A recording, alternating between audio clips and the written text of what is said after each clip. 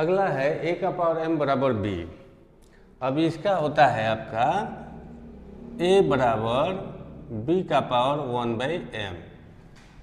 ठीक है, यदि a का मान ज्ञात करना है तो b के पावर में 1/m कर देते हैं तो ये आंसर आ जाता है। इसी तरह से ये बनता है। लेकिन ये बटा में कैसे आया, ये आप लोग जानना चाहेंगे तो आइए हम बताते हैं।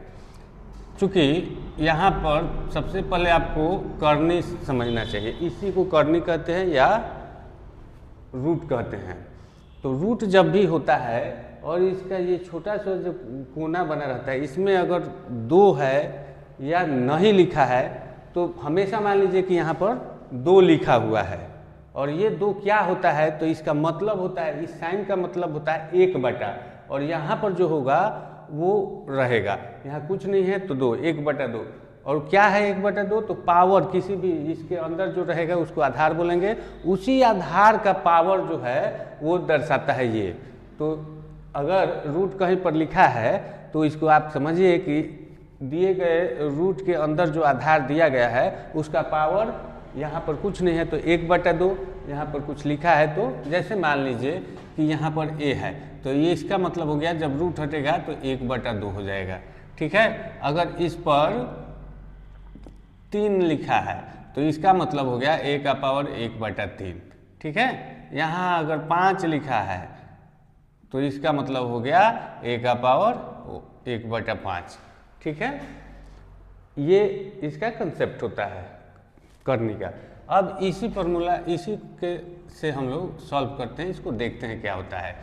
अगर हम लोग दोनों साइड में रूट ले लेते हैं तो क्या होता है, तो रूट में a का पावर m है, ये बराबर b के है, ये भी जब इधर रूट लेंगे तो इधर भी रूट लगाना पड़ेगा, जब इधर m टाइम्स लेंगे तो यहाँ भी m लगाना पड़ेगा। क्योंकि जब दोनों साइड में हम लोग कोई क्रिया करते हैं तो समान रूप से करते हैं। अगर इधर किसी चीज़ से गुना करेंगे तो इधर लेफ्ट हैंड साइड में करेंगे तो राइट हैंड साइड में भी करना पड़ेगा, लेफ्ट हैंड साइड में कोई चीज़ जोड़ेंगे तो राइट हैंड साइड में भी जोड़ना पड़ेगा, लेफ्ट हैंड साइड में कोई चीज़ से भाग करते हैं तो राइट हैंड साइड में भी करना पड़ेगा। तो चूँकि हमको m का मान हटाना है, a का मान प्राप्त करना है, इसलिए यहाँ पर करनी के अंदर हम लोग m पावर ले लेते हैं। तो इसका मान हो जाएगा कि a का पावर m, सब का पावर 1/m हो जाएगा और b का पावर 1/m हो जाएगा। ठीक है, अब इसका हम लोग जानते हैं, पहले पढ़ाए हैं, हम बताए हैं फॉर्मूला में कि अगर कोष्ठ में कोई संख्या दी हुई है और उसका भी पावर है, कोष्ठ के बाहर भी कोई पावर दिया हुआ है, तो इसका मतलब हो गया कि दोनों पावर में हम लोग गुना कर देते हैं। तब ये आ जाएगा a का पावर m गुने 1/m बराबर हो जाएगा b का पावर 1/m।